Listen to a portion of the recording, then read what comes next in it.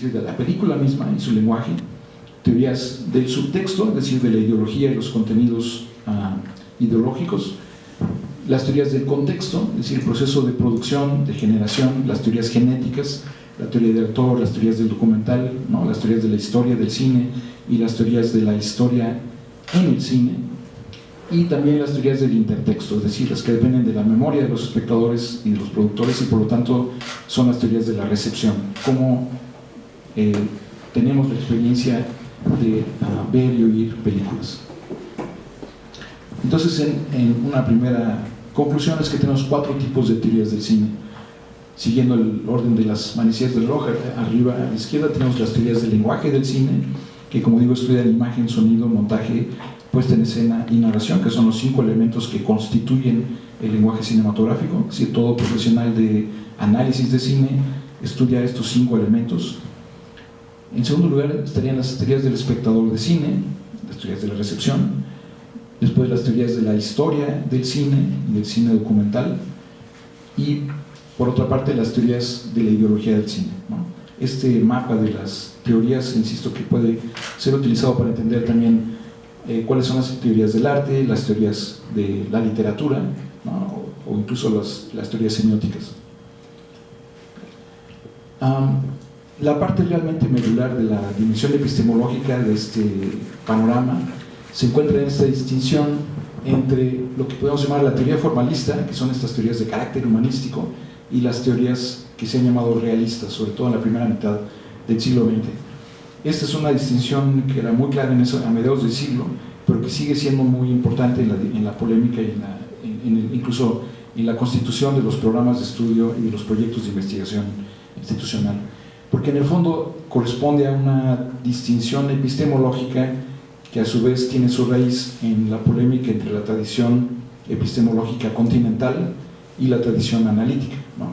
Si la tradición continental, porque tiene su raíz sobre todo en el continente europeo, entonces de raíz alemana y francesa, y esta tradición inmediatamente es traducida en España y es la que domina Latinoamérica, ¿no? Nosotros tenemos aquí un dominio de alrededor del 100% de la tradición continental, y por lo tanto prácticamente ignoramos la tradición analítica, ¿no? Que es crucial para el estudio de las artes, ¿no?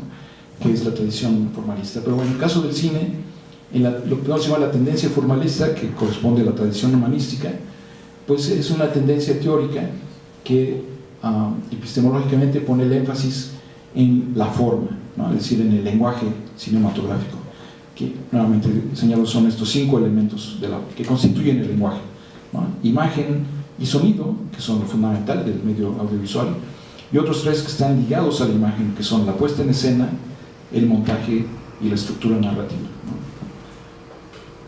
La otra tendencia epistemológica es la que podemos llamar realista, donde se pone el énfasis en los contenidos de la película, ¿no? Es decir, en la anécdota, o en el caso del documental, en la argumentación. Y esta es una tradición que se llama realista porque pone el énfasis en el hecho de que el aparato cinematográfico registra algo que se encuentra frente a la cámara. Este espacio profílmico, por ejemplo, para Krakauer, es redimido por la cámara, ¿no? El cine, por ejemplo, para un teórico como Krakauer, es el arte de redimir la realidad a través de un registro. No importa si lo que registra son actores, ¿no? O es stop motion o cualquier otra técnica que es una puesta en escena deliberada, o si hace un registro, digamos, directo y demás, ¿no? Podríamos condensar esta polémica epistemológica, ¿no? Que es la dimensión filosófica de estas teorías, en estas 2 frases que alguna vez señaló Jean-Luc Godard a mediados de los años 70, que es la distinción entre filmar la hermosa imagen de una mujer o la imagen de una mujer hermosa, ¿no?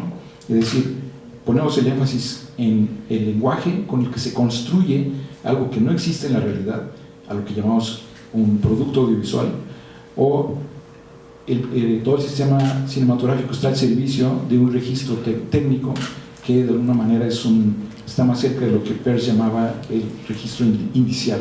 Algo existió allí, fue registrado y es redimido a través de este registro técnico.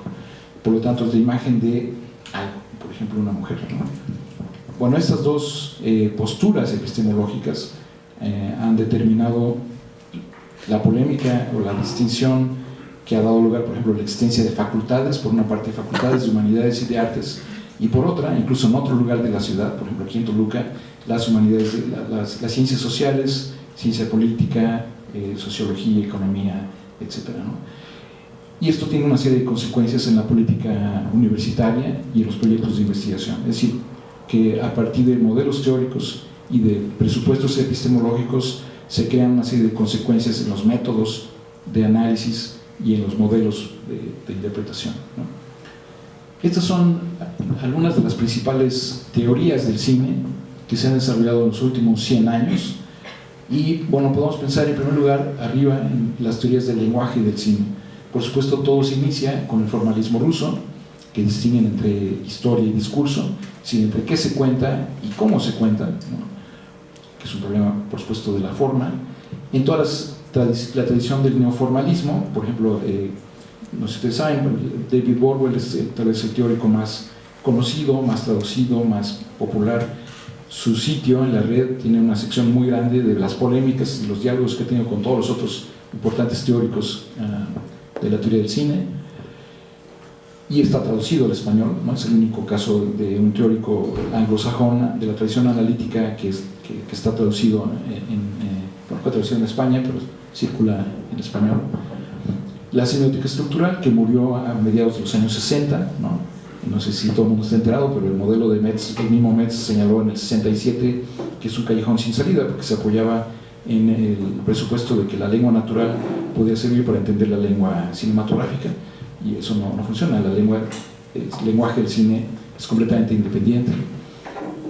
La tradición narratológica, que ha dominado los estudios de cine, mientras que hay un giro sonoro para reconocer que el sonido cuenta más del 50% de la experiencia de ver una película, y entonces, sin embargo, ocupa menos del 5% de la literatura teórica sobre cine y el sonido. Lo que ha dominado, digo, es la narratología, ¿no? Bueno, una rama de la narratología, que es la mitología, o sea, el estudio de la narración preliteraria, ¿no? La tradición que viene desde toda la tradición etnográfica, hasta llegar a Campbell y las versiones de Bowler, si están familiarizados con la estructura mitológica de las dos unidades narrativas de Campbell, y que después, por ejemplo, Will Wright utilizó para estudiar el western, ¿no?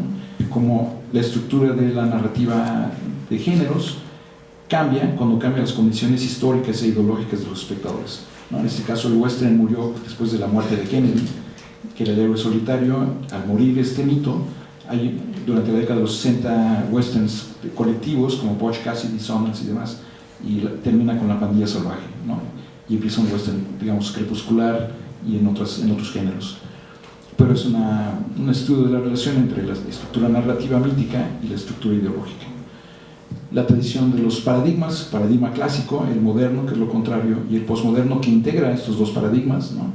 Que es algo que ha desarrollado, por ejemplo, González Requena desde hace 35 años en España.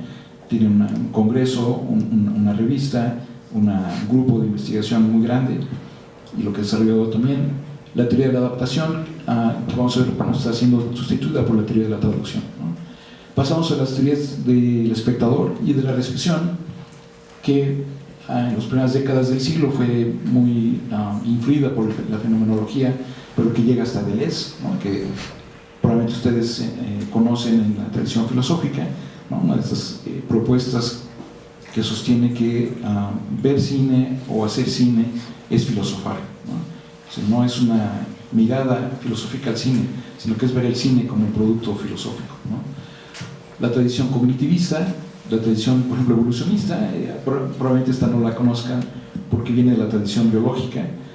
Gödel se apoya en argumentos neurofisiológicos para sostener que ver cine es imprescindible para la supervivencia de la especie humana, porque en el cine, en la experiencia de ver cine, aprendemos a ser humanos, ¿no? Aprendemos cuáles son las reacciones humanas frente a distintas situaciones. Entendemos en el marco de los géneros del melodrama, de la comedia, de thriller y demás, distintos enmarcamientos para entender la experiencia humana, ¿no? Y son argumentos de carácter, como digo, neurológico. Entonces, esta es una teoría producida en Noruega, ¿no? Desde hace unos 40 años. Hay varias revistas que siguen esta línea y que se utilizan también para el análisis de literatura, pintura y demás, ¿no? La semiótica intertextual de Robert Stamm, que está traducido al español, ¿no? Yo mismo traduje un libro de Stamm que traje aquí, que publicó la UNAM, su propia teoría de la adaptación. La teoría de la recepción, bueno, Cassetti, que tiene la línea semiótica, y muchos otros. La teoría de los géneros cinematográficos, y la teoría de la traducción, que es una teoría que sustituye a la teoría de la adaptación. En la teoría de la adaptación, que surgió de la literatura, se desprecia el cine y se le pide que sea fiel a la obra literaria. Y esto no funciona, porque no se puede pedir a una manzana que sea fiel a una pera. Son sistemas absolutamente distintos. Y entonces, desde los estudios de cine, en la teoría de la traducción, se utiliza el concepto que en teoría literaria es muy importante, y no el traductor como traidor, sino el traductor como un creador. Y entonces, por ejemplo, se le da el premio Nobel a Octavio Paz por su libro de Versiones y Diversiones, que son traducciones, y nadie nunca en ningún estudio ha ido a ver cuál es el texto original que tradujo, sino que esta es una creación original de Paz con un palimpsesto, digamos, ¿no? Entonces, esta teoría de la traducción, que se apoya en la glosemática, ¿no?, de James Clear, que es lo que está desarrollando, bueno, eso permite entender el proceso de literatura a cine con prescindencia del texto literario, ¿no? Porque lo que le da valor a una película es el lenguaje cinematográfico, no el antecedente literario, ¿no? Entonces, se olvida el texto literario y se estudia el cine en sus propios términos, ¿no? Es la teoría de la traducción. Están las teorías de la ideología, ¿no? Sobre todo en los 60, el concepto de transparencia, es decir, que los espectadores no vemos la ideología ni los mecanismos que la construyen. La muy fuerte teoría feminista, porque es una teoría de la cámara, es una teoría de la mirada, ¿no? Es una teoría que sostiene que estudia cómo la cámara posiciona a los espectadores y las espectadoras, no solo en una perspectiva física, sino en una perspectiva ideológica, ¿no? Y por eso decía el mismo Godard que un movimiento de cámara no es una decisión técnica, sino una decisión política. Esta es una tesis de la teoría feminista del cine, es central para todo el entendimiento del lenguaje. La teoría marxista, ¿no?, que es muy conocida, los estudios culturales, que estudian problemas de raza, de género, y así, como ven, estamos ahora pasando esta parte inferior, que como había dicho antes, se apoya en un estudio de los contenidos, no del lenguaje, como veíamos arriba, sino de los contenidos. Estamos ahora en el terreno de las ciencias sociales, ¿no? Estudios de violencia o de erotismo, la teoría del aparato ideológico, sobre todo en el cine clásico, y las teorías del psicoanálisis, que por ejemplo distinguen entre la identificación primaria con la cámara, que es inconsciente. Cuando uno sale del cine nunca dice la cámara hizo esto y esto con mi perspectiva, ¿no?, sino que uno habla de los contenidos. Y los contenidos pertenecen a la identificación secundaria, como le llamaba Freud, que es consciente y que nunca está ligada de manera deliberada con la identificación primaria. Entonces el objetivo de la teoría psicoanalítica del cine es estudiar los mecanismos de la identificación primaria, ¿no?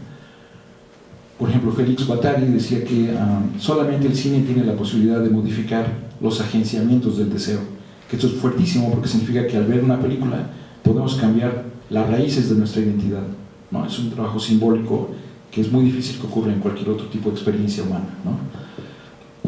O están también los trabajos de Slavoj Žižek, ¿no?, que probablemente conocen también, ¿no?, sus documentales. Y pasamos por último a las teorías de la historia, donde está la tradición realista con André Bazin desde los años 50.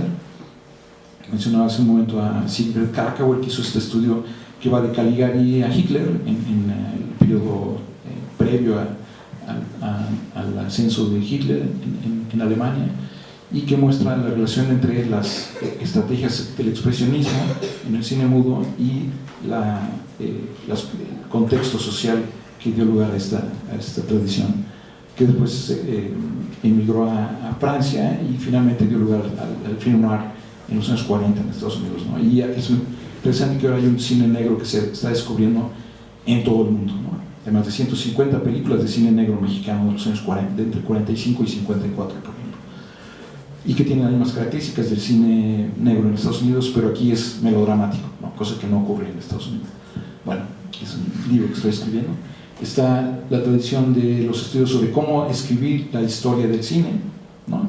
Bueno, por ejemplo, no tenemos ninguna historia del cine mundial escrita en ningún país latinoamericano, pero en general tampoco tenemos ninguna historia de cine nacional que se haya hecho a partir del análisis del lenguaje cinematográfico, sino que son historias únicamente desde las ciencias sociales. Por ejemplo, la historia de García Riera, pues lo que hace es que estudia cuáles son las condiciones de cada sexenio, las condiciones políticas del país, y al final dedica un parrafito para decir, en ese sexenio se hicieron estas películas, ya, nada más. O sea, algo muy diferente de lo que hacen, por ejemplo, Kristin Thompson, David Borwell, lo que hacen John Feld, muchos otros historiadores del cine, que para demostrar la importancia que tiene, por ejemplo, Ciudadano Kane, o El Caballero Potiomkin, o, en fin, Psicosis, cualquier otra película importante en la historia del cine, dedican 20 páginas para analizar con decoupage plano por plano qué es lo que ocurre en el montaje, en el uso del sonido, ¿no?, en la puesta en escena, y eso es lo que le da un valor histórico a estas películas.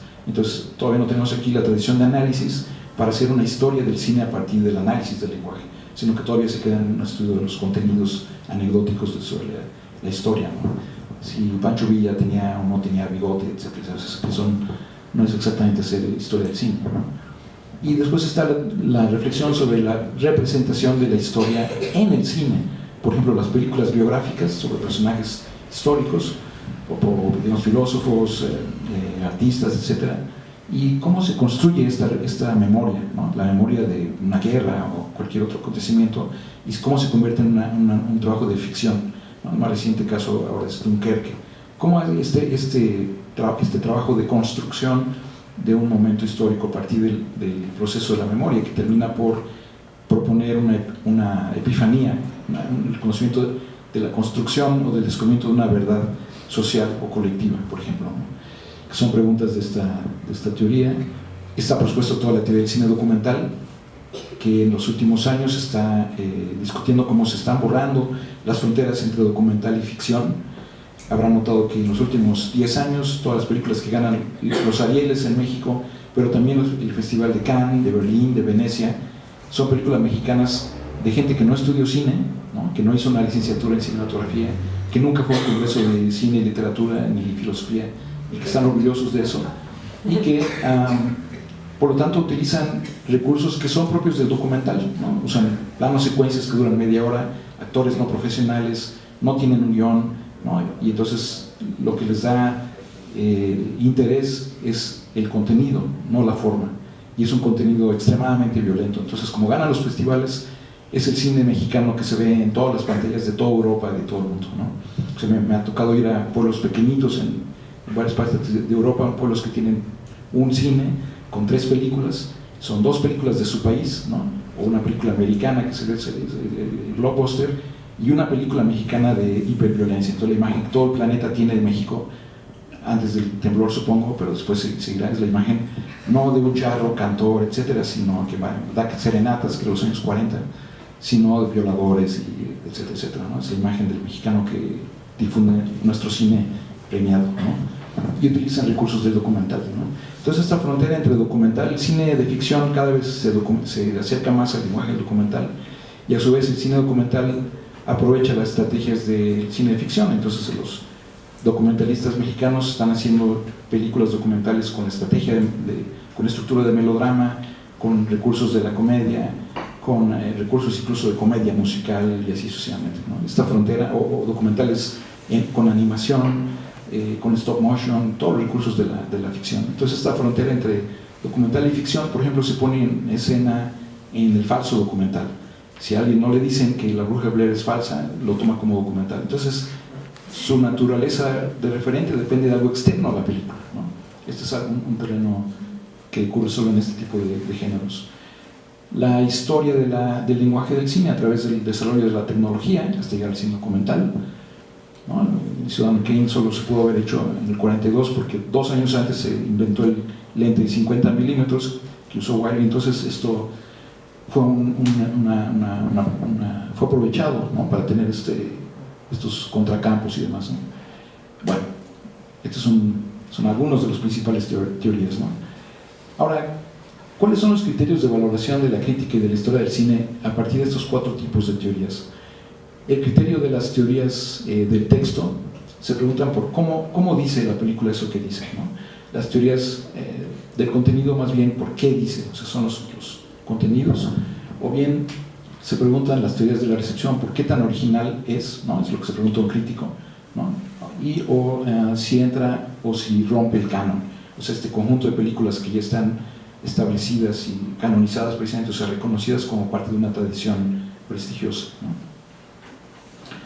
Y teníamos estos argumentos para el análisis, ya no la crítica, sino el análisis. Como saben, crítica y análisis son completamente antagónicas, no tienen nada en común, ¿no? Excepto a veces una película. Y entonces en el caso del análisis es algo completamente diferente a lo anterior, ¿no? Son argumentos acerca del lenguaje del cine, la ideología del cine, el espectador implícito en la película, no el espectador físico material, sino el que construye la película misma, y las condiciones que generan que exista una película, ¿no? Las condiciones individuales, por ejemplo en la teoría de autor, o las condiciones industriales, ¿no? Las condiciones históricas, etc., ¿no? Así que podemos ir sintetizando todo esto, ya estoy terminando, para ver ejemplos. En teorías humanistas, que son básicamente formalistas y estructuralistas, o pragmáticas e intertextuales, y por otra parte teorías sociales que estudian no la forma y el lenguaje, sino el contenido y la ideología, ¿no? Por una parte las teorías sincrónicas e ideológicas, y por otro las teorías diacrónicas y genéticas, ¿no? Como decía, en el extremo derecho están las teorías de la enunciación, o sea, de la producción y la recepción, mientras que al lado izquierdo están las teorías del enunciado, ¿no? Digamos, de la película misma, en términos formales o en términos de sus contenidos, ¿no? Este es el mapa general. Y también es importante reconocer categorías específicas que se utilizan estratégicas epistemológicamente en cada una de estas tradiciones teóricas. En general, incluso más allá del cine, en el caso de las humanidades, hablamos de que el cine representa una realidad, es decir, lo que vemos en el cine de ficción o documental o abstracto, ¿no? Por ejemplo, la animación abstracta, pues es una construcción específica que solo existe ahí. En cambio, lo que interesa en las ciencias sociales, aunque sea el mismo material, es cómo esto que vemos en la pantalla y que estamos escuchando es un reflejo de la realidad. Estos conceptos son completamente antagónicos, ¿no? Como cuando uno junta dos imanes en los polos opuestos, se repelen, ¿no? Es imposible que estén juntos, ¿no? La representación y el reflejo son categorías absolutamente opuestas, ¿no? Y no sé si lo notarán cuando alguien de humanidades conversa con un colega de sociales, están hablando desde planetas completamente distintos, ¿no? Esto es muy importante porque esto implica estrategias de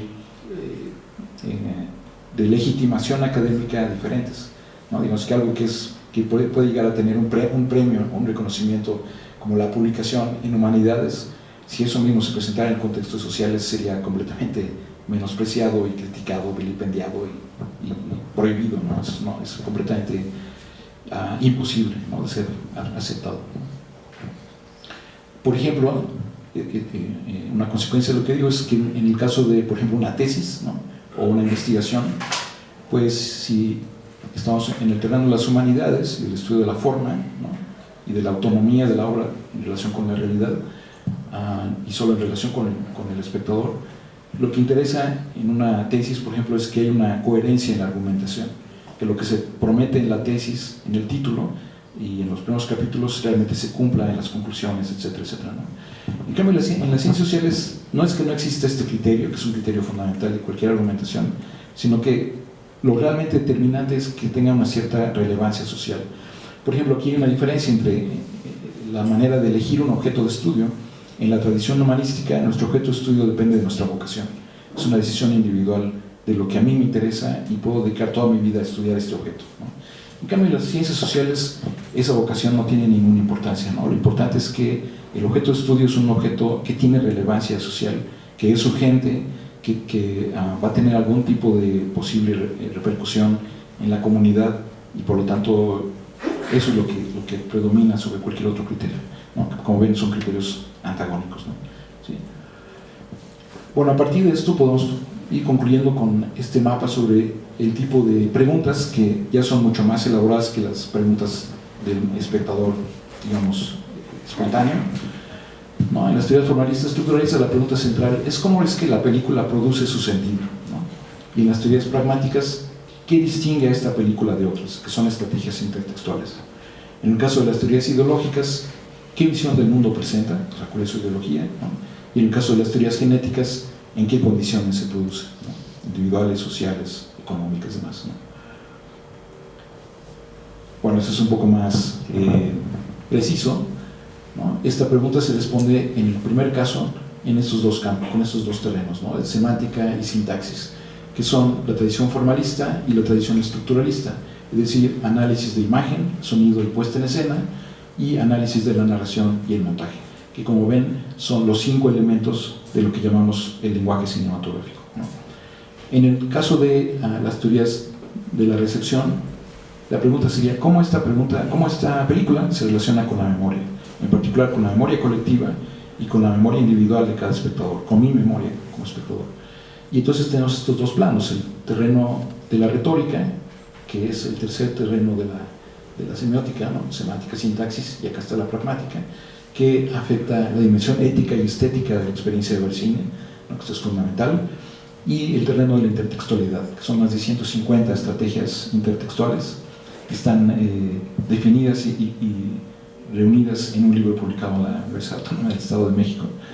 Y sobre todo, me detengo un segundo en el caso de la ética, que es un terreno apasionante, porque hace unas semanas participé en inauguraron un congreso de ética y cine, y me regalaron una colección estupenda que traigo aquí en un CV si a alguien le interesa. La Asociación de Profesores de Ética en Bachillerato en España, lo que entrega cada año a sus miembros de la asociación es un DVD con un folleto, y el disco contiene 4 o 5 cortometrajes documentales que son seleccionados por una comisión, claro, pero que son cedidos los derechos para reproducirlo por parte del Festival del Sur de España, el Festival de Corto Documental.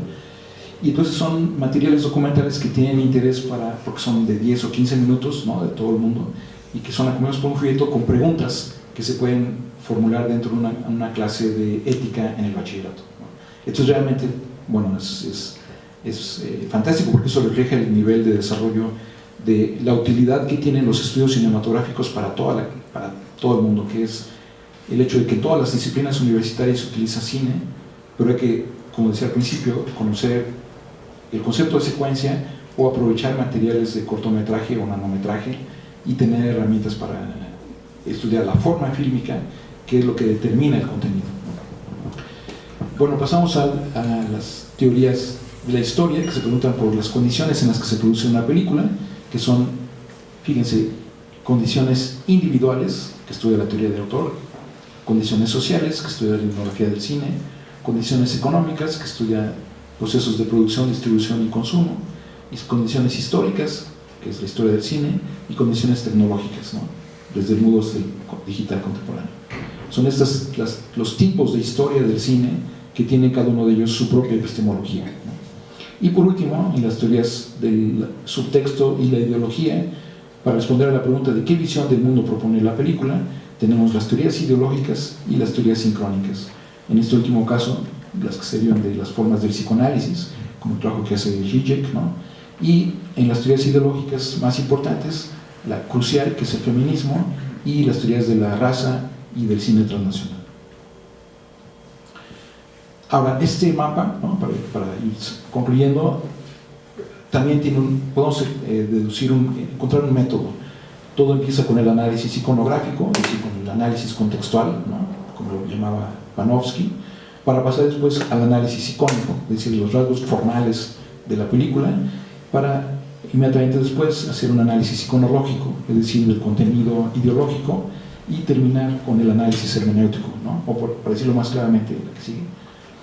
Bueno, hay un yo social de la película, un yo individual, un inconsciente y una interpretación, ¿no? Bueno, eso es un poco la metáfora de lo que hemos visto, ¿no? Para pasar de la epistemología a la cotidianidad. Perdón, ¿me puedo utilizar? Por ejemplo, no es cine, ¿no? Pero es como si fuera cine, ¿no? Un gallo conoce a una gallina, la gallina está esperando un huevo, que es la ideología, el elemento subtextual implícito. Tenemos un huevo, o sea, una película, ¿no? Un producto, pero lo que interesa al espectador son los huevos revueltos, es la experiencia de ver la película, ¿no?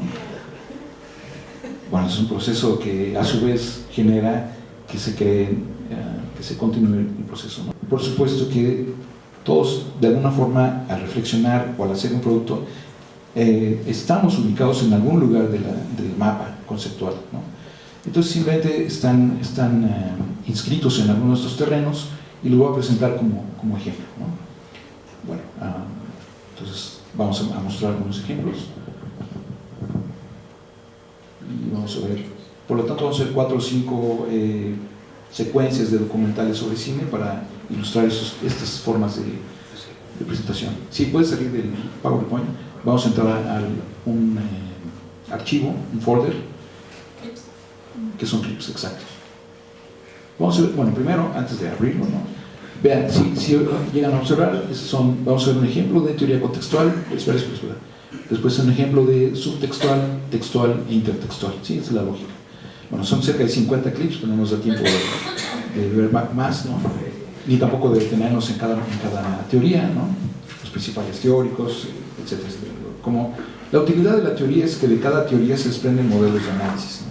Pero ahora, como no nos da tiempo de hacer análisis o de ver los modelos de análisis, entonces voy a presentar simplemente algo que es mucho más amable, digamos, que son estos fragmentos. Entonces, en el primer caso, como ejemplo de teoría contextual, es muy conocida la teoría de autor, ¿no? Es esta teoría que surgió en los años fines de los 50 y principios de los 60 en Francia, que estaban aglutinados alrededor de la revista Cahiers du Cinéma, que, como saben, aglutinó a estos teóricos y críticos que después se convirtieron en los directores de cine que crearon la nueva ola francesa, ¿no? Truffaut, Chabrol, Godard y demás, ¿no? Y se utiliza mucho esta teoría de autor, trivializada como, bueno, esta visión de que cada director tiene una visión a la cual le da continuidad.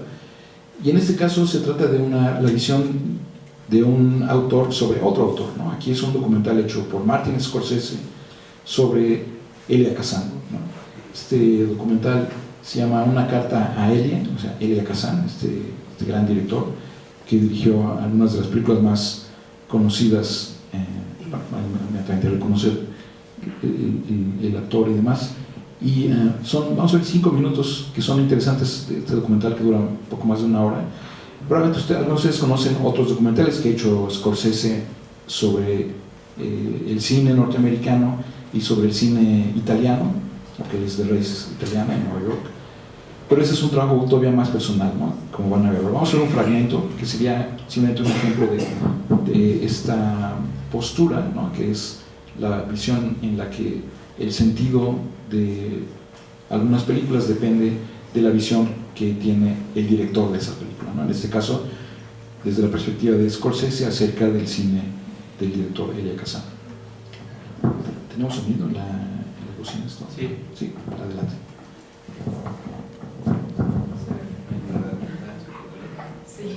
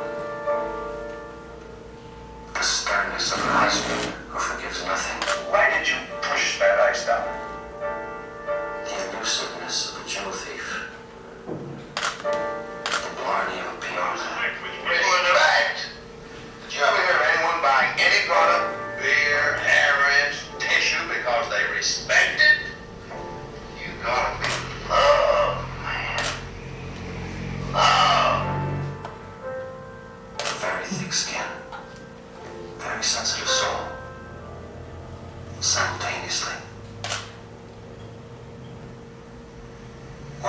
person must a film director be? I wonder. Maybe it was Elia Kazan who started me asking this question myself. Actually, it was his pictures. The ones I saw for the first time back in the 1950s. The ones I grew up with. And that grew up with me. I remember going to the Loews Commodore. It's now gone, like most of the old theaters are. The Commodore was where I saw On the Waterfront when it opened in 1954.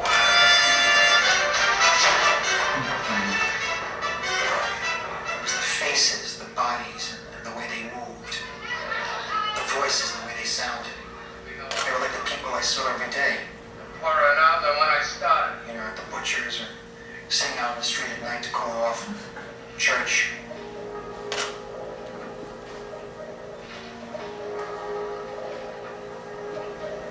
I saw the same mixture of toughness and tenderness. It was as if the world that I came from, the world that I knew, mattered. As if the people I knew mattered. Whatever their flaws were. I was just gonna feed him. The director's name was interesting to me. And I remember I wasn't quite sure how to pronounce it. The very simple essence of it is it's not fake, it's not pretense. If you can stir up the real emotion, whether of anger or love or desire or any one of the other powerful emotions that make our drama, if you can stir it up and use it, that now you have something that's unique or unusual. And that's what drama is. Stir up emotions in the actors and in the audience. There was another movie made not long after that by the same director. In fact, about a year later. To come right on in there and talk to her. This time it was in color.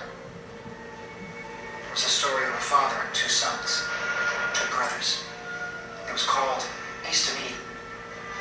And it certainly stirred up real emotions in me. Emotions that I wasn't even really aware that I had or in what they were. And I saw it many times. In fact, I followed the picture. I stalked it all over the city from one theater to another. Stop watching us. I just think it's still sees. And I always saw it alone. I love you, Aaron. Really, I do, really. And in a way, what I'm telling you now isn't really about film history. I suppose it's about giving and receiving. When I began to make my own pictures, I would always ask myself when I was doing a scene, does this have the honesty, the eye for detail, the loving power of what I experienced in Elia Kazan's pictures?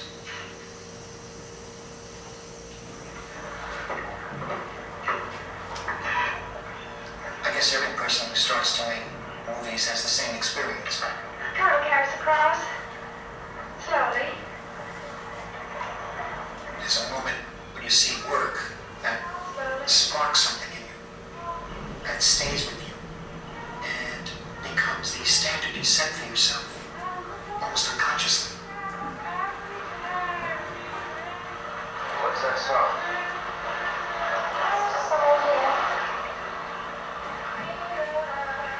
And that's what Kazan's work meant to me. And to a certain extent, it still does.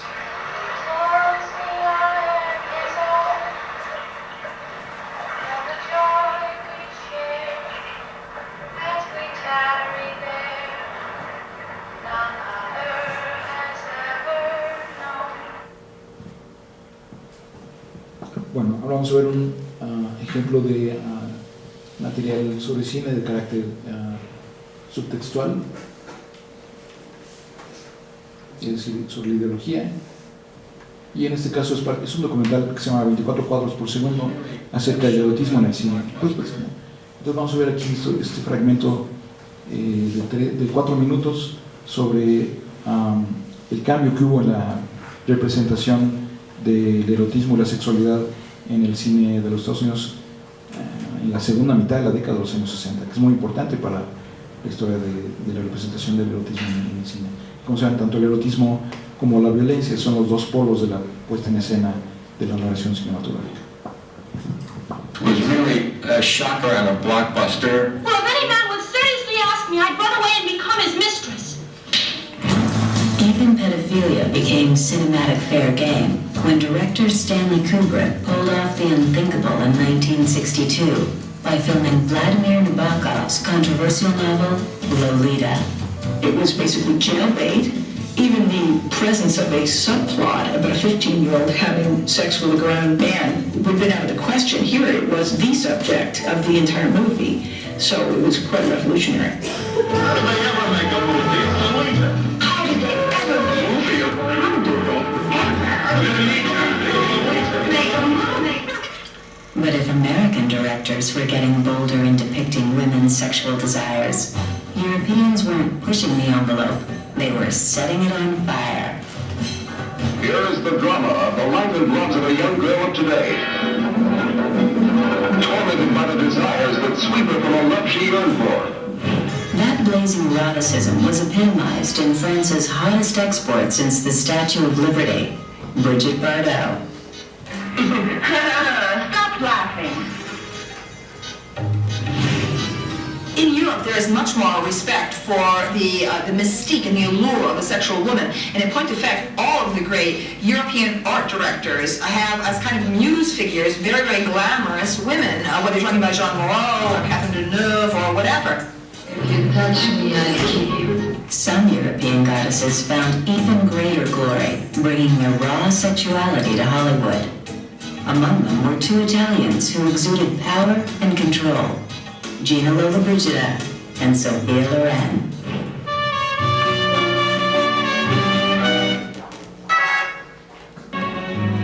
She was gorgeous, she was glorious, she was magnificent, she was all the adjectives you can give her.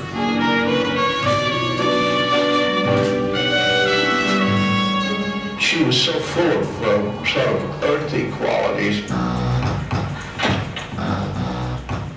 Juice, human, feminine, powerful, seductive woman. Everyone became aware of her. But even Loren and Lollobrigida were overshadowed in Hollywood by a former MGM starlet once known for squeaky clean film roles. I don't mind making a fool of myself over you. Elizabeth Taylor's absolutely unique and profound beauty, which was at peak during Cat on the Hot Tin Roof and Suddenly Last Summer. It was really the key to hyping up the sexuality, which was already plenty overheated by Tennessee Williams in the original material, but it was made contemporary and exceedingly palatable simply by her beauty. In 1960, Taylor took on her most explicitly erotic role so far, playing a high-priced call girl in Butterfield 8. The performance netted Taylor her first Academy Award. You want the price? We all have, and I can get pretty high. Tomorrow performance is leaving me quite cold. I've had more fun in the back seat of a 39 Ford than I could ever have in the vault of the Chase National Bank.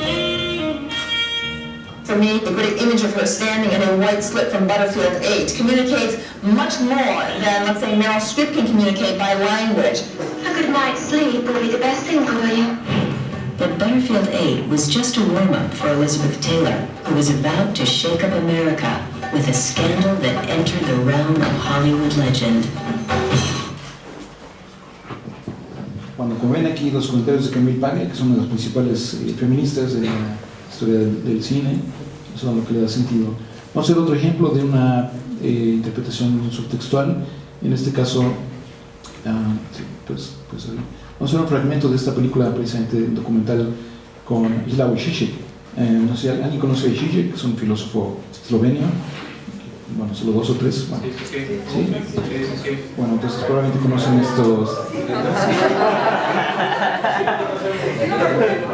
Claro, cuando visitó Buenos Aires, que es una ciudad con muchos psicoanalistas, llenó un estadio. Eso da una idea de la popularidad de un filósofo, ¿no? Supongo que todo filósofo quería llenar un estadio con sus conferencias.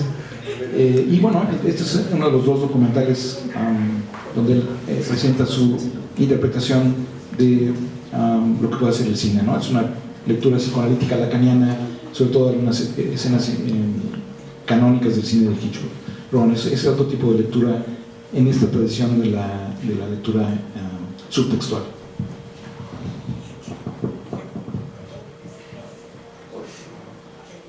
From an abyss by the hand of another person.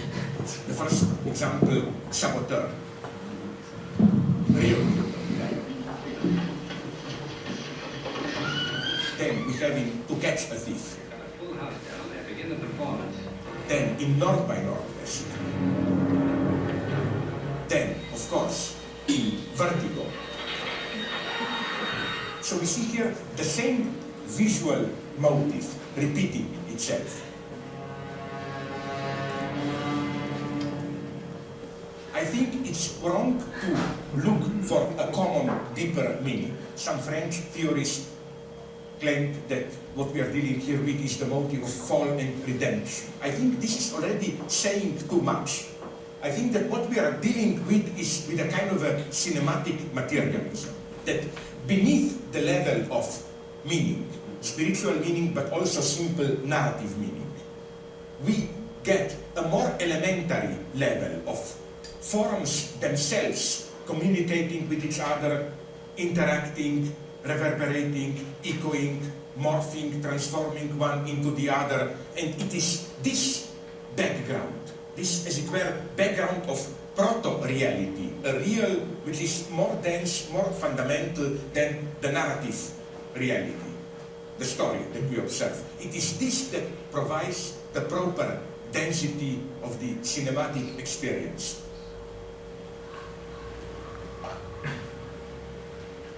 Is the gigantic tree where in Vertigo, Madeleine and Scotty get together, almost embrace, where their erotic tension becomes unbearable. What is this tree? I think it's another in the series of Hitchcockian big things, like the Mount Rushmore statues, or take another example, like Moby Dick. This tree is not simply a natural object, it is, within our mental space, what in psychoanalysis is called the thing. It's effectively as if this tree, in its very extra large distortion, embodies something that comes out of our inner space. Libido, the excessive energy of our mind. So here I think we can see how films and philosophy are coming together, how great cinematographers really enable us to think in visual terms.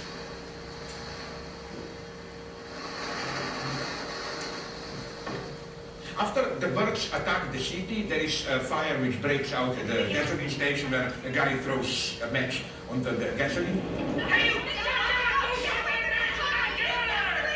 Mr. Ron! Watch out! The first part of this short scene is the standard one. We get the standard exchange of shots of the fire and shots of the person, Melanie in this case, who looks at it. Then something strange happens. We cut to way above the city, we see the entire town. We automatically take this shot as kind of standard establishing shot, like after details which perplex you, which prevent you from getting a clear orientation, you need a shot which like enables you some kind of a cognitive mapping, that you know what's going on.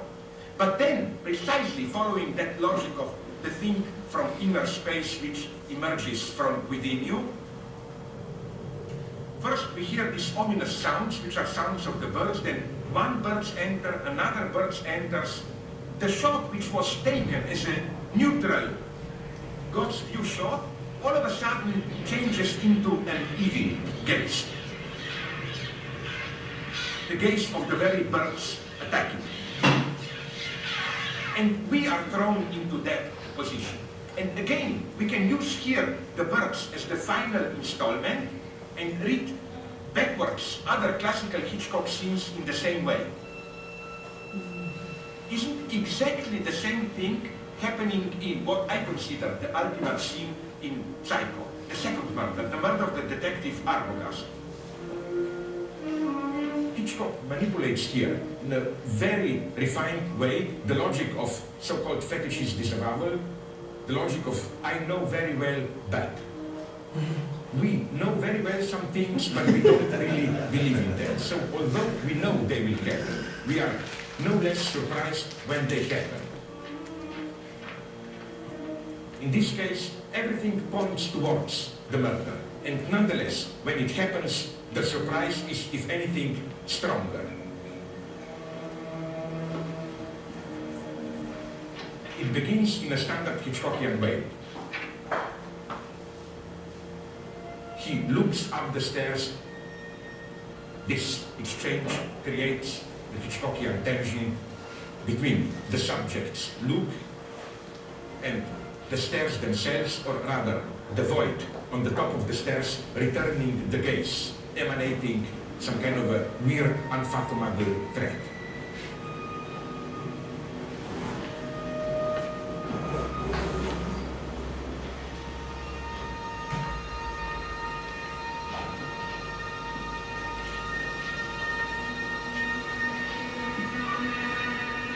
The camera then provides kind of a geometrically clear God's point of view shot image of the entire scene.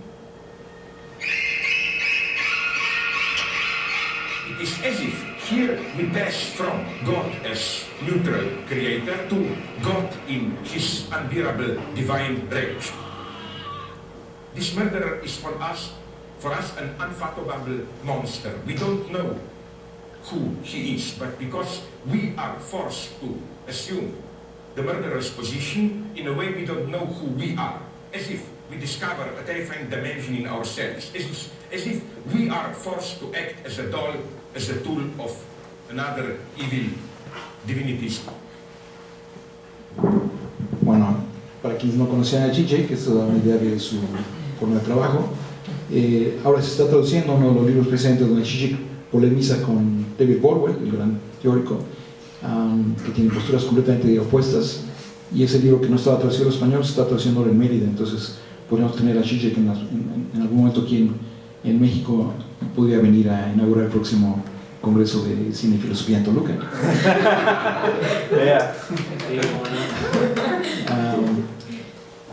Bueno, y vamos a pasar ahora al otro tipo de teoría. Van a ver entonces la diferencia entre estas que están centradas en los contenidos desde el punto de vista, por ejemplo, psicoanalítico, o desde el punto de vista feminista, o desde el punto de vista de la trayectoria de un autor. Y vamos a pasar, este es un caso muy interesante. Son tres escenas muy breves, porque están ligadas sobre una misma secuencia del Tercer Hombre, esta película de cine negro inglesa de Carol Reed, del 49, que es muy importante para la historia del género. Y no están subtituladas, pero creo que es muy fácil que se siga la lógica. Es un trabajo académico, didáctico, muy sencillo, muy accesible. Creo que van a poder seguir la lógica de cómo se puede estudiar precisamente la iluminación, el lighting, o sea, el uso de luces como parte de la construcción de la imagen, como parte del lenguaje cinematográfico. Veamos, es una especie de pequeña clase muy breve, ¿no?, sobre iluminación.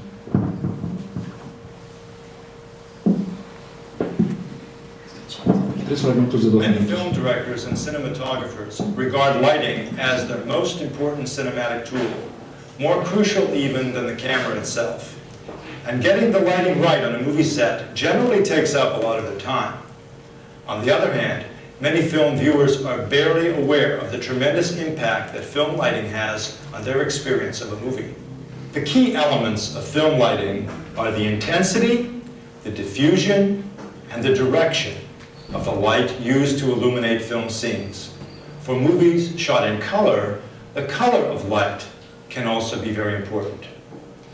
By controlling these key elements of light, the director or the cinematographer can affect not only what the film audience sees on the screen, but how they feel about it.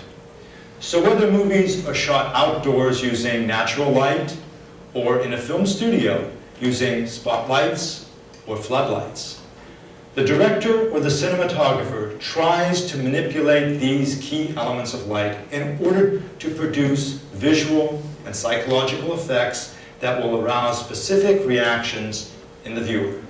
Basically, the success of film lighting depends on how effectively filmmakers can control the balance between light and shadows in every scene. The scene from Carol Reed's 1949 classic, The Third Man, takes place in Vienna just after the end of the Second World War. Holly Martins, played here by Joseph Cotten, has been searching unsuccessfully around Vienna for information about the death of his close friend Harry Lime, played by Orson Welles. Along the way, Holly stumbles upon a big surprise. As you watch the scene, notice how the light and shadows help to set the mood and the environment, both visually and psychologically, and also help to set up the surprise. Vamos a ver la escena.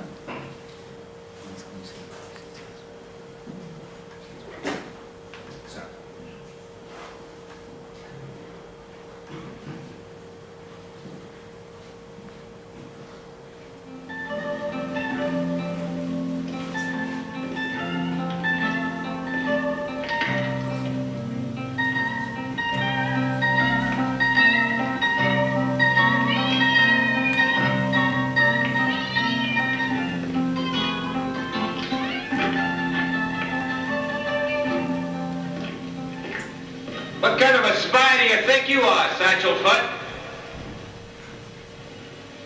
What are you tailing me for?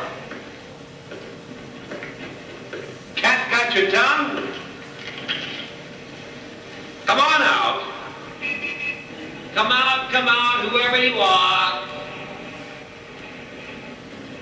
Step out in the light. Let's have a look at it. Who's your boss? Das ist selten, aber was ist denn da los? Sagen Sie, was wollt ihr denn überhaupt darin? Sind Sie deppert? Ja, Sie, meine ich, stand nicht so blöd. Eine Frechheit ist das, mitten in der Nacht zu einem Krawall zu machen.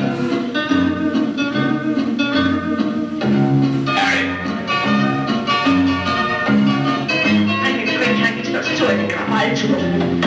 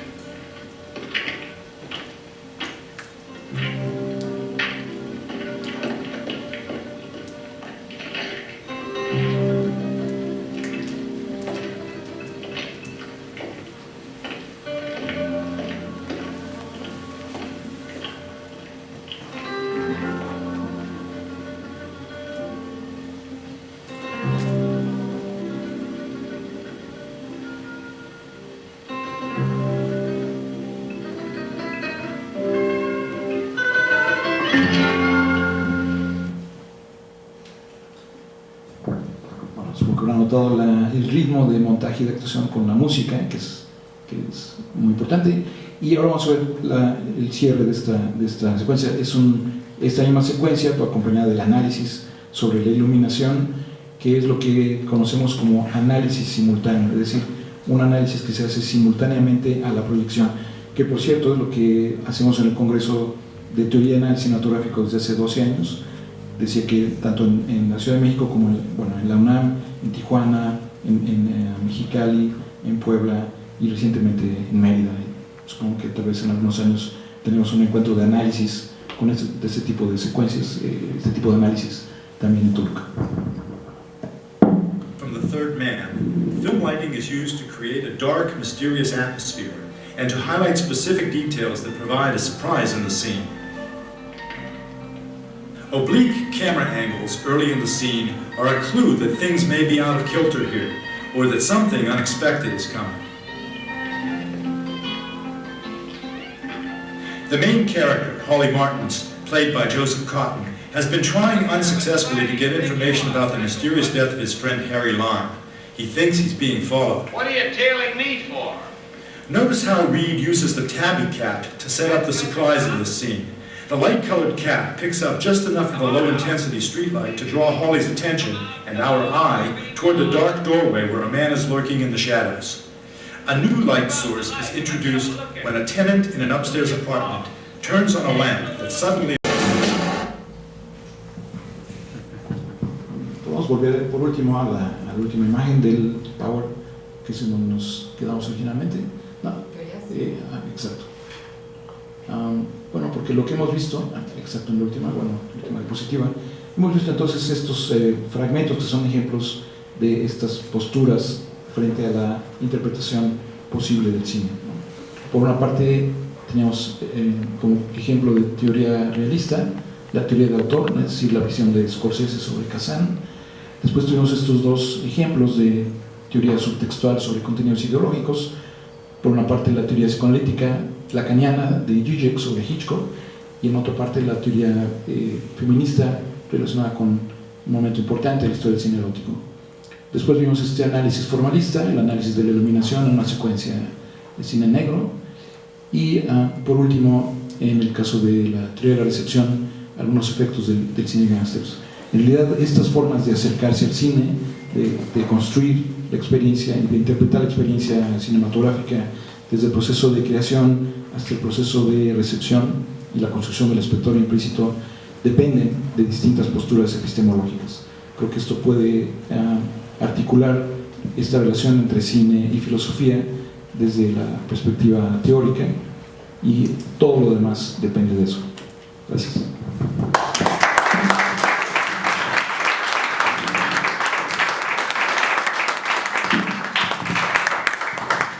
Bueno, pues agradecemos la conferencia por el doctor Lauro Zavala y damos paso a una sesión de pregunta y respuesta.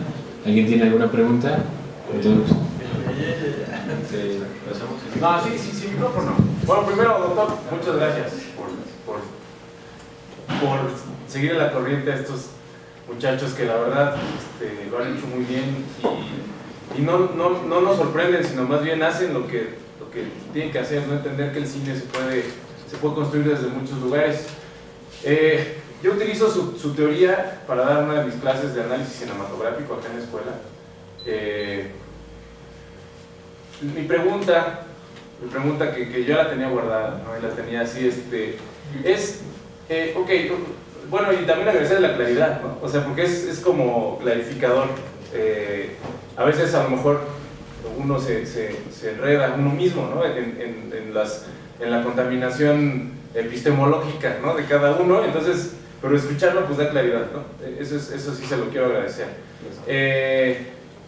Quiero preguntarle, usted marca como de una forma muy concreta una división entre las humanidades y las ciencias sociales, ¿no? O sea, así como, y ahí hasta está así como la Tierra, ¿no? Norte, sur. Espero que haya sido coincidencia, ¿no? También norte y sur, bueno, no sé, sí. Voy a leer intertextualmente, ¿no? La imagen, pero bueno. Quiero pensar, hoy de manera contemporánea, en las nuevas formas de hacer cine, yéndonos hacia los modelos de avance tecnológico en la que se hace el cine, ¿no? en la rapidez con la que se puede hoy resolver un problema estético a través del cine. Hoy podemos seguir hablando de esta misma división, tal cual, como usted la marca, o podemos hablar de una especie de ciclo en el que ya ni siquiera a lo mejor están, o sea, ya a lo mejor las humanidades y la sociología o las disciplinas en general, ingeniería, etcétera, ya ni siquiera están discutiendo estas polarizaciones. Esa sería mi pregunta. Y muchas gracias. Bueno, están ocurriendo varias cosas, efectivamente. Por una parte, hay espacios donde esta distinción se ha polarizado, no solo en la teoría, sino también en la práctica académica. Sí, pero también están ocurriendo muchos intentos de establecer diálogo. Por ejemplo, mencionaba el hecho de escribir historias del cine, por ejemplo, el cine nacional. Sería fantástico tener un proyecto de escribir historia del cine mexicano, por ejemplo, o latinoamericano, o mundial, hecho en Latinoamérica, donde se haga un análisis de, por ejemplo, cómo el uso de la imagen fotográfica en Gabriel Figueroa da un sentido y construye una experiencia en los espectadores que es completamente opuesta al contenido de los guiones de Linio Fernández, ¿no? O sea, consideramos a Linio Fernández como un director machista y demás, pero sus películas son radicalmente feministas por el tipo de fotografía de Gabriel Figueroa. Entonces, ¿cómo llega uno a esta conclusión? Analizando la puesta en escena. no analizando solamente lo que se estudia hasta ahora en la historia, que es la anécdota, la historia de los personajes, ¿no? Entonces, este tipo de diálogos y de integración es algo que también está ocurriendo. Este ejemplo concreto que menciono del caso del cine de Figueroa, lo pudimos ver hace un año en el Congreso de Análisis. Tuvimos como invitada inaugural a Dolores Tierney, que es una investigadora inglesa y que por lo tanto conoce el feminismo de Laura Mulvey, y entonces está consciente de la importancia de la puesta en escena, y descubrió a María Félix en Inglaterra. Escribió un libro sobre el cine del Indio Fernández en inglés, y simplemente venía aquí aterrorizada diciendo: ¿cómo va a decirle a los mexicanos que el Indio Fernández, que sus películas tienen una visión feminista, que él no es el gran macho que todo el mundo ha dicho, ¿no? O sea, lo cual es un gran elogio, no a él, sino a Gabriel Figueroa. Y sí, efectivamente, muchos espectadores, por ejemplo, la rectora de mi universidad, que era nuestra anfitriona, estaba un poco aterrorizada, y con todo eso, una inglesa vino y dijo una serie de contrarios. Pero claro, hay que hacer el análisis de la puesta en escena y ver, por ejemplo, en el momento en que el protagonista lleva la serenata a María Félix en Enamorada, la cámara adopta todo el tiempo el punto de vista de ella, nunca de él, ¿no? En realidad él es el enamorado, la película se debe llamar Enamorado, no Enamorada, ¿no? Y esa es una postura feminista frente al cine del Indio Fernández. Bueno, este tipo de diálogos, digamos, en una postura de análisis formal que se integra a una visión tradicional solamente de la historia. La historia del cine siempre se ha escrito atendiendo al contenido anecdótico y sobre todo al contexto político en el que se produce la película. Entonces lleva a grandes errores considerar que Enamorada es una película de la Revolución Mexicana más que una comedia romántica, ¿no? que está jugando con el screwball comedy de los 30. Entonces, bueno, es un caso concreto que es muy importante, ¿no? O sea, hay congresos enteros dedicados a continuar una visión muy fundamentalista, ¿no? de la interpretación del cine, pero hay muchos espacios donde sí se están estableciendo estos diálogos. Por ejemplo, otro caso concreto muy reciente es una colega de mi universidad, la Alonso Clínico, que se acaba de doctorar con un trabajo de ciencias sociales, pero para responder a la pregunta de cómo se construye en el western de los 50 el concepto de cruce de frontera entre México y Estados Unidos, utilizó un modelo semiótico. Eso hace 10 años sería absolutamente inconcebible en México, ¿no? Entonces, es lo que había hecho Will Wright en los 60s, ¿no? en la Universidad de California, que es lo que da lugar a los estudios culturales, esta integración que no existe en México, ¿no? En mi misma universidad hay un doctorado en estudios culturales que no son esta integración, son sociología de la cultura, que es completamente de otra cosa, ¿no? Hay una maestría en el Colegio de la Frontera Norte que estudia la frontera, pero nunca ha cruzado la frontera entre sociales y humanidades. Son 18 profesores de sociología, de economía, ¿no? O sea, no hay ni un solo profesor de humanidades. Entonces no son estudios culturales, es sociología de la cultura. Y eso tiene consecuencias porque no hay ni un solo libro de cine en la biblioteca del Colegio de la Frontera Norte, por ejemplo, ¿no? O sea, ¿cómo puedes estudiar cultura si no se estudia la cultura, ¿no? O la frontera, claro, disciplinaria. Entonces sí hay fundamentalismos epistemológicos, pero también hay cruce de fronteras, ¿no? Y creo que eso está ocurriendo, no está generalizado, pero yo diría que incluso un encuentro como este, ¿no? Donde no solamente hay colegas de filosofía y de cine, sino que hay colegas de otras disciplinas, porque todos somos cinéfilos, todos filosofamos, ¿no? En fin, entonces creo que eso propicia que se vayan produciendo estos diálogos, ¿no? Entonces sí, un esquema es solamente una hipótesis, ¿no?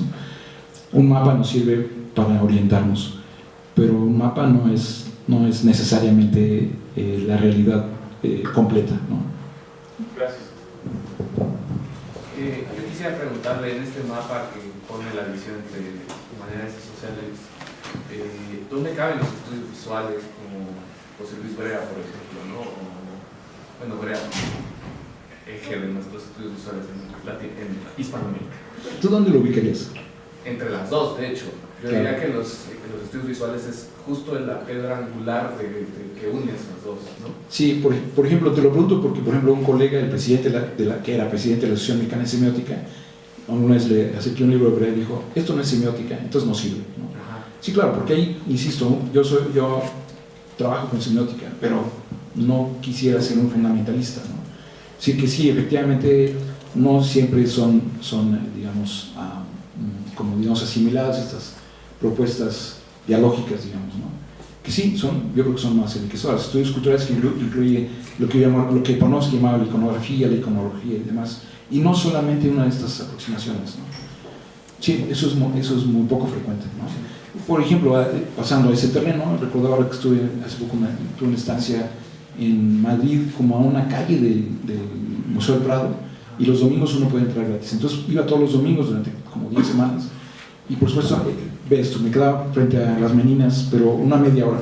Y en esa media hora lo que ocurre es que van llegando distintos grupos de guías de todo el mundo diciendo, bueno, señores y señores, esta es la obra maestra más importante, por estas razones. Y cada uno decía cosas muy distintas, y todos tienen razón, ¿no?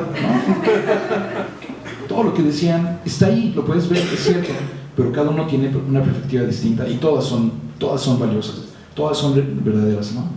Esta es la riqueza del arte y de la interpretación. Traté de hacer un mapa, ¿no?, de todos estos niveles de lectura, y eso es un poco lo que traté de hacer también ahora, un poco para decir los mapas te sirven para decir, yo estoy aquí y quiero llegar acá, ¿no?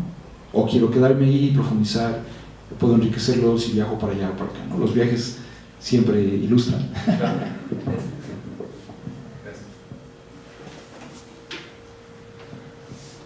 ¿Una otra pregunta?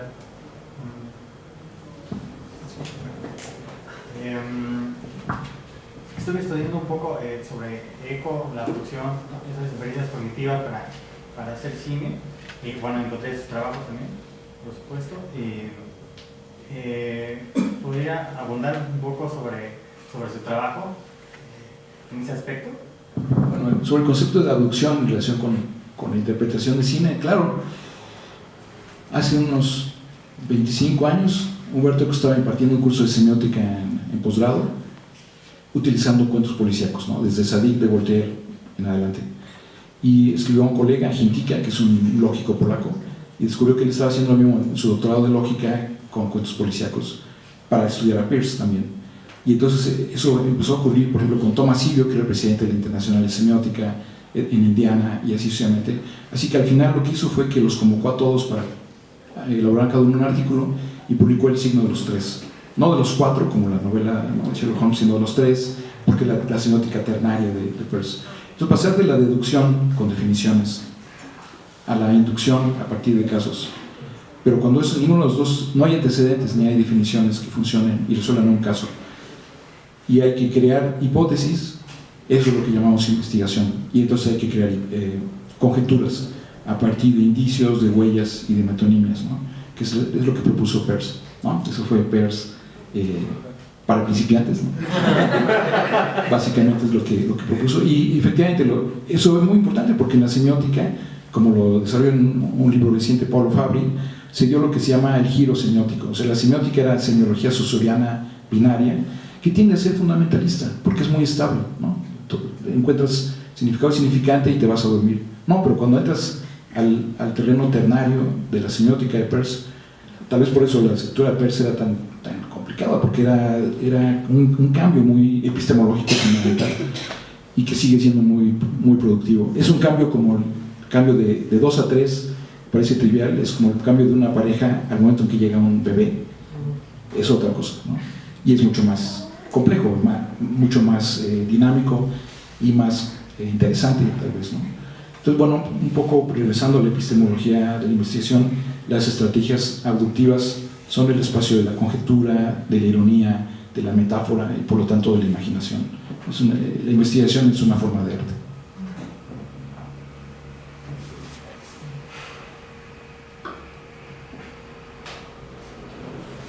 Bueno, yo hace poco llevé un curso de semiótica y precisamente por eso me llama la atención intentar asegurarme de que estoy como encontrando bien las conexiones entre lo que estudié y lo que se vio aquí, ¿no? En este caso, refiriéndonos a esta relación triádica de primariedad, segundidad y terceridad, en este caso se solía, o como nos lo planteaban a nosotros, era que la conciencia lo único que puede conocer es el signo, el representamen, porque a partir de ahí todo lo que viene es una construcción más allá, ¿no? La segundidad, la terceridad. Pero parte del asunto que nos decía es, la semiótica no tiene el propósito de pararse en como en una perspectiva específica, ¿no? Como en este caso del lado de las humanidades o del lado de las ciencias sociales, nos decían, la semiótica se pone en medio, ¿no? Intenta lo más posible ser un eje que permita, desde lo más próximo a la neutralidad, dar herramientas para cualquier otra ciencia. Y de repente entonces yo empiezo a, ya como a partir de ahí, ver los contenidos que ustedes nos plantean, que, pues por ejemplo, desde un estudio semiótico, si uno quisiera, por ejemplo, encontrar ciertos elementos que nos ayuden a describir a qué llamaríamos arte, ¿no? Entonces dijéramos, para hablar del arte desde un término descriptivo, de cómo, no de definirlo, sino de describirlo, podríamos hablar, por ejemplo, de la sensorialidad, pero podríamos también hablar de nuestros referentes materiales, y también podríamos hablar de nuestros interpretantes previamente legalizados, ¿no? Y entre los interpretantes puedes tener la psicología, la sociología, la antropología, la sociología, etcétera, no sé. Y bueno, en cuanto a no sé, la materialidad, tú puedes contemplar pues como los objetos inmediatos, pero también puedes considerar la estructura amplia de la física, etcétera, etcétera, no sé. Entonces el punto a mí que de repente me llama la atención es qué tan difícil llega a ser en algún momento generar alguna especie de transdisciplinariedad en el que tú puedas tener varias de estas diferentes corrientes del pensamiento que a veces pareciera que se chocan directamente con la otra, pero que de un modo u otro, tal vez con cierto esfuerzo o con cierta perspectiva, se pueden llegar a generar nuevas como combinaciones. Uy, son 7 preguntas, ¿no? A ver, voy a empezar tal vez por lo último, la transdisciplina. Creamos ahora un doctorado en humanidades, pero originalmente se trató de crear una licenciatura en estudios transdisciplinarios de las humanidades. Y al final se dejó de lado, entre otras razones, porque la comisión me comisionó a mí para estudiar el concepto de transdisciplina. Y lo que fui encontrando es que la transdisciplina no existe como tal. O sea, no hay una respuesta a tu pregunta, así, tal cosa, eso no existe. Sino que cada equipo se hace, supongamos que hay un equipo multidisciplinario o incluso interdisciplinario, donde cada especialista está tratando de responder preguntas comunes. Pero ese equipo tendría que trabajar durante varios años en ciertas condiciones, ¿no? Que se han ido enumerando como 20 condiciones de verdadero trabajo en equipo, modificar incluso la arquitectura donde trabajan para que coman en el mismo lugar, usen la misma biblioteca, ¿no? Se reúnan todos los días a entender la lógica de la otra disciplina, ¿no? Y entonces poder ir construyendo un proyecto transdisciplinario específico con su propio glosario específico. Eso me ocurrió cuando estaba estudiando en un equipo de las escuelas plásticas la museología, que es un campo interdisciplinario pero que no está teorizado. Y entonces eso nos llevó unos 2 años de reunirnos 2 veces por semana con los productores y yo que estaba haciendo semiótica y demás, ¿no? Y al final lo primero que surgió fue un glosario común de términos que no existían, o sea, de expresiones específicas. ¿Qué es un discurso museográfico? Bueno, lo puedes aplicar a este espacio, que no es un museo, etc., ¿no? Bueno, es un ejemplo. Eso es una posible respuesta, o sea, no existe ya dado, hay que construirlo. Y es nuevo cada vez. Y cada vez es distinto para cada pregunta. Esa es una respuesta que ha surgido la experiencia. Volviendo a la primera parte de tu pregunta, creo que en mi experiencia es importante distinguir entre la semiótica y los semiólogos. O sea, una cosa es la teoría misma y luego está la práctica de los seres humanos, ¿no? Sí, con nombre y apellido, que tenemos todos una formación disciplinaria, ¿no? O sea, que no hay ningún espacio, digamos, ni siquiera los centros de semiótica que propicien una formación interdisciplinaria, ya no digamos transdisciplinaria, ¿no? O sea, nosotros somos o de cine, o de filosofía, o de literatura, o de algo, y hay una especie de fundamentalismo epistemológico, ¿no? Que es más fuerte que el fundamentalismo que dio lugar al 11 de septiembre, ¿no? Que ese es solamente nacionalista, pero este es mucho más fuerte, ¿no? Es el fundamentalismo universitario, ¿no? Y eso es más difícil de erradicar, ¿no? Digamos. Entonces, entre esta primera pregunta y tu última pregunta está buena parte de la discusión. Ahora sí hay algo que en medio que quisiera comentar, y es que un poco está en la primera pregunta, está implícito en este mapa, decía él, el norte está en las humanidades. Yo creo que sí. Solamente las humanidades son capaces de dar una respuesta precisa a la pregunta sobre por qué es tan importante la forma de decir algo que el contenido. Y casi siempre es más importante, ¿no? Las ciencias sociales no, están estudiando otro terreno, el terreno de los contenidos. Y es tan inmediato, tan tangible, que parece ser lo único que existe, ¿no? Y por eso las humanidades nunca tienen presupuesto, no tienen el mismo espacio que las ciencias sociales. Por eso ser historiador en México es como ser Dios. En cambio, ser semiólogo, la gente no sabe ni qué es eso, ¿no? Un taxista dice, ¿usted qué hace semiología? Es como, ya, pues estudia los simios, ¿qué diablos? No. En cambio se dice, soy historiador, sí, entonces fírmeme aquí este papel de baño, ¿no? O sea, como que no hay una tradición de reconocimiento de la fuerza de las humanidades, ¿no? Y creo que son el espacio más estratégico de la reflexión universitaria. Sí.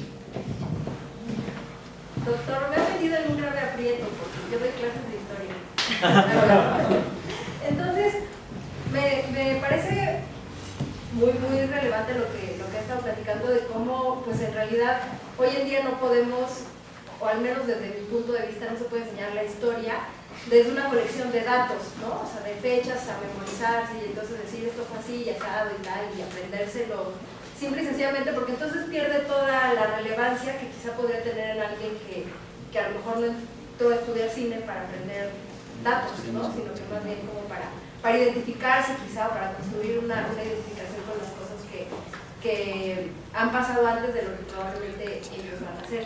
Entonces, sí, de verdad, como que ahora que menciona toda esta situación entre las humanidades y las ciencias sociales, casualmente mi formación es en las ciencias sociales y doy clases de historia, ¿no? Entonces me enfrento también a no poder como divorciarme de mi formación para poder ir a estas colecciones de películas, ¿no? Que están en los libros, que en realidad me parece que muchas veces los libros de historia del cine precisamente es lo que hacen, como poner de tal fecha a tal fecha pasó esto, de tal fecha, y reducirlo a eso cuando creo que tendría que haber un enfoque mucho más analítico quizá en los procesos y pensarlo mucho más en un espectro más amplio, ¿no? De todo lo que implicó eso como un fenómeno más que como un hecho. Wow. Me suenas como muy buena historiadora porque te planteas estas preguntas, ¿no? Creo que sí, a ver, la historia de los datos es la de Heródoto, que fue la arqueología de la disciplina, pero bueno, en el 19 ya vino la siguiente forma de historia, ¿no? No es el dato, sino la interpretación del dato. Y lo que ocurre en los últimos 50 años es un tercer tipo de historia. No es la interpretación del dato, porque eso depende de la ideología del historiador o del lector, sino es la manera como esa interpretación se materializa en un discurso. Y entonces la epistemología de la historiografía contemporánea retoma elementos del análisis del discurso literario para estudiar las estrategias de construcción del objeto histórico con recursos del lenguaje verbal, ¿no? Riquet y toda esta tradición de la teoría de la interpretación. Es un problema epistemológico muy atractivo, es muy importante. Toca la novela histórica, toca el cine histórico, todos hemos visto películas de biografías de gente que admiramos. Está en juego el problema de la identidad, ¿no? Yo quiero ser así, como este científico, como este deportista, está en juego eso y mucho más, ¿no? Cómo entender qué fue la revolución rusa o lo que fuera, ¿no? Sí. Y qué perspectiva nos permite no perder la riqueza de estas distintas miradas. Creo que el lenguaje es la clave, ¿no? El lenguaje cinematográfico y el lenguaje verbal. Bueno, esa es la discusión epistemológica. Lo aterrizo a algo muy concreto, ¿no? La disciplina de estudios cinematográficos es muy reciente en Latinoamérica, es incipiente. Apenas tenemos un primer doctorado inaugurado hace 2 semanas, ¿no? Tenemos una maestría de cine en Ibero, tenemos una que va a inaugurarse en enero en la Cineteca. Tenemos una licenciatura en Toluca, pero no en todas las universidades del país, ¿no? Y bueno, en fin, se trataría de tener un equilibrio entre la producción y el análisis, ¿no? Algunos serán analistas, otros producirán, pero un momento. Así como la gente de literatura no solamente algún día escribirá novelas, no, sino que pueden trabajar en todo lo que tiene que ver con el lenguaje, que es todo, cualquier disciplina, ¿no? En el caso del cine es todavía más fuerte, porque esto es lo voy a asociar con la historia, pero lo que ocurre aquí es que todas las disciplinas, en todas las facultades, muchos profesores utilizan cine. Por ejemplo, los historiadores, ¿no? y hacen ciclos de cine. Veamos problemas de derecho, pues veamos estas películas. Veamos la violencia, pues veamos películas con violencia, etcétera, etcétera. La Revolución Mexicana, pues veamos estas películas, ¿no? Muy bien, sí, estupendo. Pero entonces, claro, en estos ciclos nunca se invita a un analista, pero simplemente porque casi no hay analistas en el país. Solo somos 200, ¿no?, en la red de analistas. O sea, no, ¿cuántos historiadores hay? No sé, 20,000, ¿no? Se crearon desde hace 25 años los congresos de cine regional, que significa la historia del cine de cada uno de los estados de la República. Entonces, desde hace más de 20 años hay especialistas en la historia del cine en Chihuahua, en Tamaulipas, etc. O sea, el desarrollo de la historia es infinitamente mayor que el desarrollo de los estudios humanísticos, y de cine en particular, que prácticamente es ínfimo, ¿no? Pero si tuvieran el mismo desarrollo, yo no dudo que sí habría, que en estos ciclos organizados por historiadores o por analistas, para entender la Revolución Mexicana o lo que fuera, pues habría un diálogo entre analistas y colegas de las ciencias sociales. Eso sería fantástico. Eso está ocurriendo, decía, en las formas de escribir la historia, que son historias que atienden al dato, a la interpretación del dato y a la manera como se ha escrito sobre el dato, pero también atienden sobre todo al lenguaje, ¿no? Porque el lenguaje es lo que hace que el espectador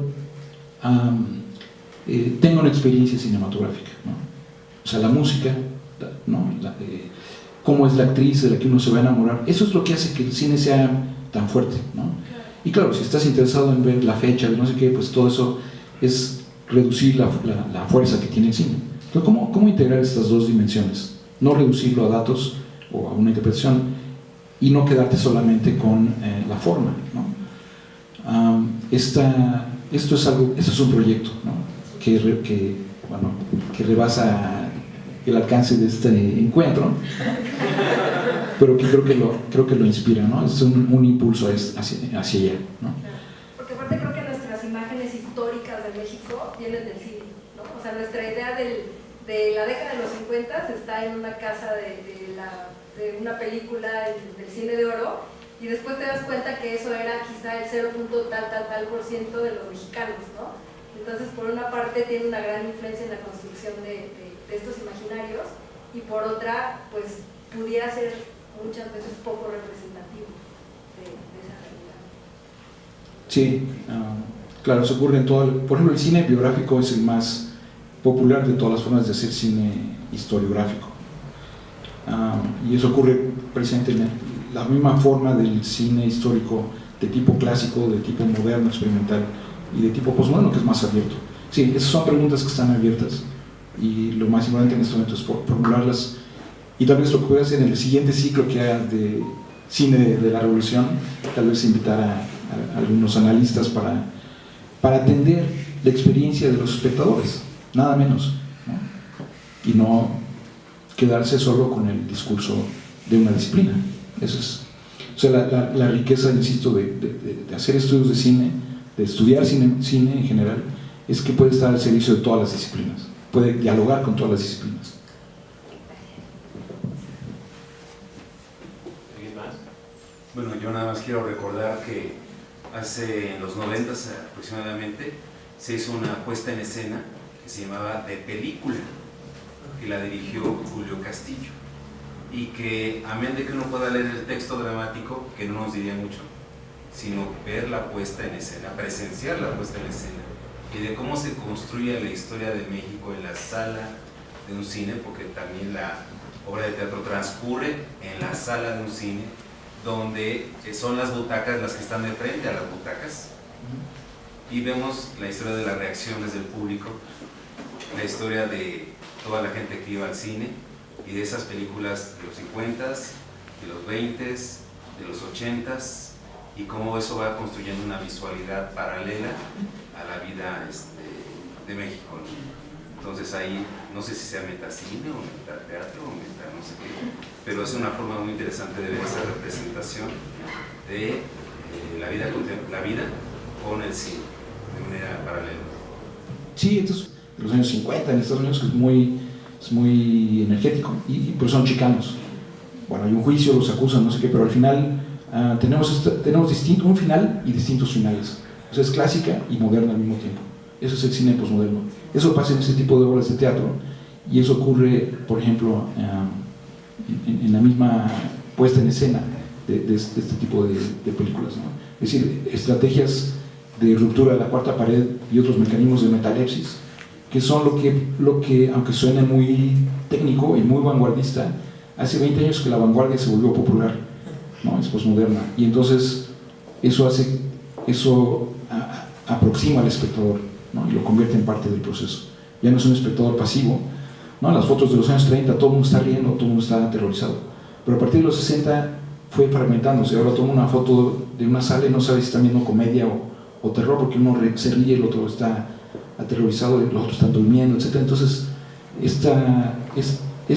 ¿cómo dar cuenta de esta diversidad de recepciones en el texto mismo? Esto es justamente lo que está ocurriendo en la metaficción. Tematizar el hecho de ver cine es una estrategia de reflexión analítica que se liga con la tradición del giro analítico en la filosofía, ¿no? Eso ha ocurrido en el cine y eso es disfrutado por los espectadores.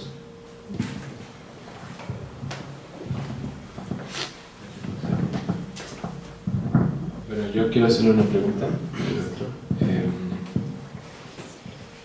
Y espero no sea algo ingenuo, y si lo es así, ayudará, puesto que estoy en crecimiento.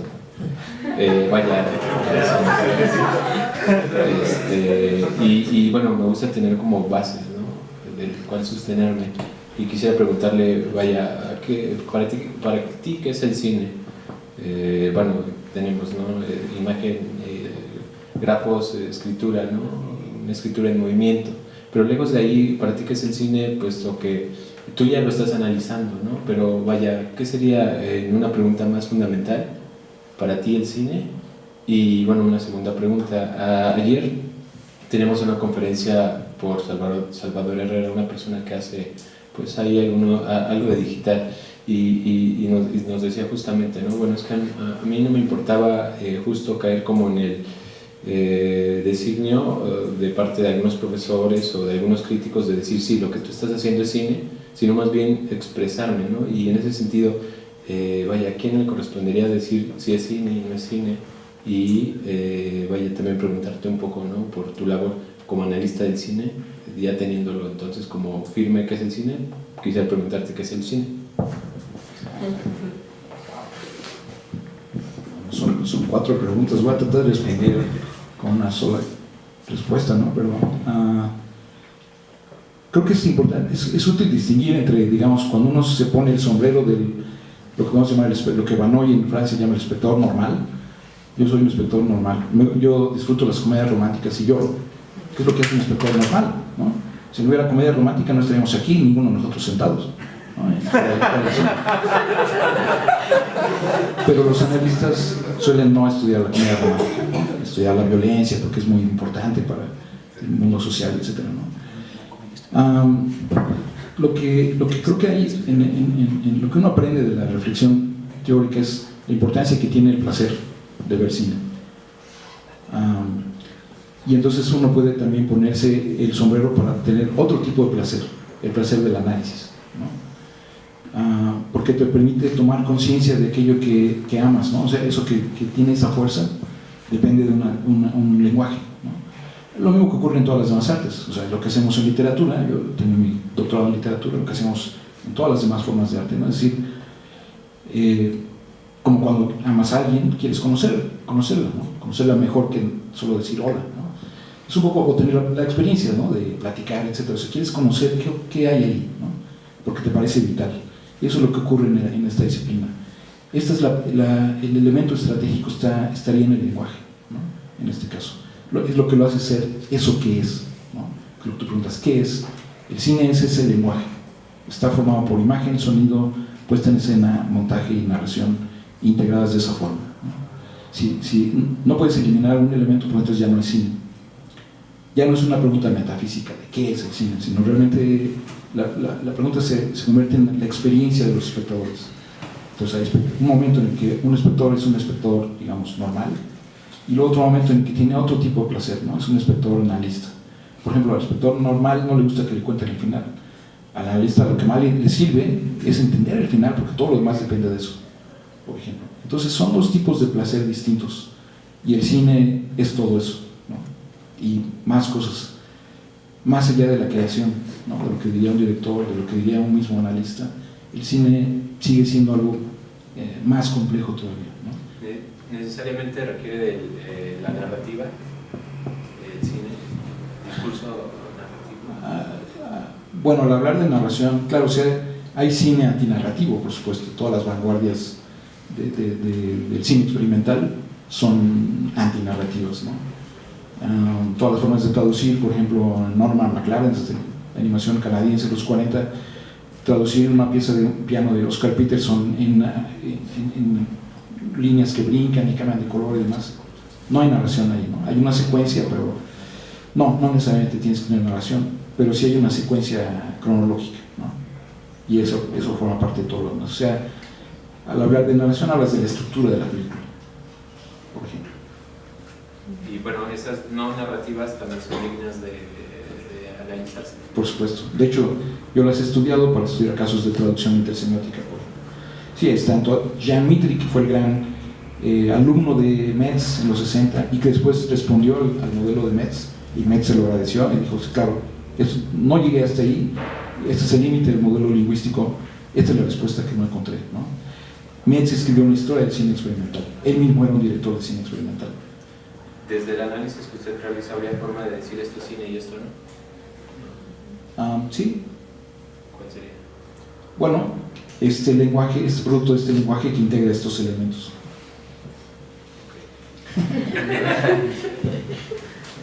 ¿Alguien por allá hay otra? Yo tengo una pregunta muy breve. En este análisis de los análisis cinematográficos, creo que utiliza un esquema, digamos, más o menos acercado al psicoanálisis, a algún esquema psicoanalítico, en la parte de las teorías ideológicas. Sí, ¿qué es lo que llamó la atención o por qué utiliza este análisis, bueno, este esquema psicoanalítico para precisamente tratar de darle orden a esta? Está en un lugar del mapa, o sea, me cupieron aquí, ¿cuántos son? 14, son 28, creo que son 28 teorías, ¿no? Las que me cupieron en este esquema para esta presentación. Son más de 100 teorías del cine, ¿no? Es una de los muchos terrenos de estos diálogos entre disciplinas y formas de preguntarse qué es el cine, ¿no? Pero al final creo que todos se encuentran en el lenguaje, ¿no? Eso creo que sería lo que yo traté de mostrar, ¿no? Es un tipo de teoría, pero hay muchísimos otros, ¿no? Y dentro de cada tipo de teoría hay muchísimas variantes, casi tantas como analistas, ¿no? Hay teóricos y espectadores.